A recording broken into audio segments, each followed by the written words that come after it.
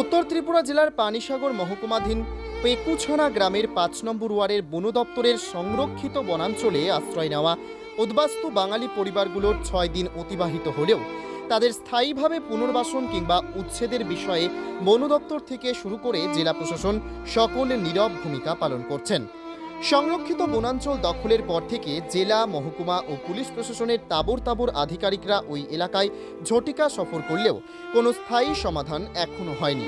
উল্লেখ্য, গত শনিবার থেকে কাঞ্চনপুর মহকুমার লালজুড়ি, জয়শ্রী, বড় হলদি, সুভাষনগর, দশদা ইত্যাদি এলাকা থেকে ধাপে ধাপে মোট ৮০টি পরিবার এখন পর্যন্ত পেকুছড়ার সংরক্ষিত বনাঞ্চলে আশ্রয় নিয়েছে। খোলা আকাশের নিচে তাঁবু বানিয়ে দিনরাত কাটাচ্ছেন তারা। দেখা দিয়েছে পানীয় জল ও খাদ্য সামগ্রীর তীব্র সংকট।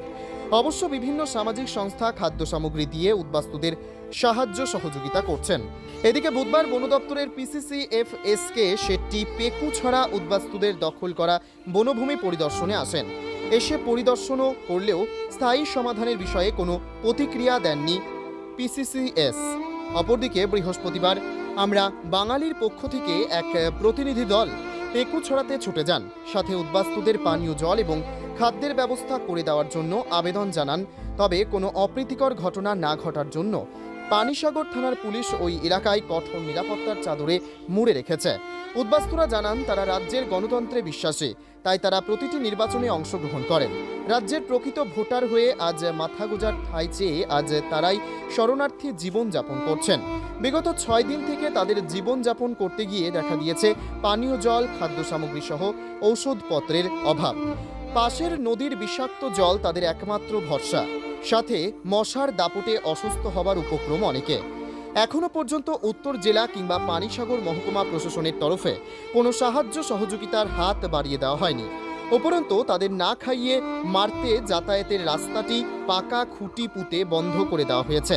তাই উদ্বাস্তু বাঙালি পরিবারগুলো বন দপ্তরের মন্ত্রীর দৃষ্টি আকর্ষণ করেছেন। সাথে সবকা সাথ সবকা বিকাশের রাজ্যের জনপ্রিয় মুখ্যমন্ত্রী প্রফেসর ডক্টর মানিক সাহার হস্তক্ষেপ কামনা করেছেন উদ্বাস্তু বাঙালি পরিবারগুলি।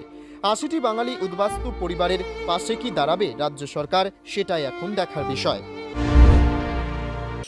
এখানে তো ফরেস্ট ল্যান্ডে আছেন, মানে এখানে আওয়ার কারণ কিটা আপনারা?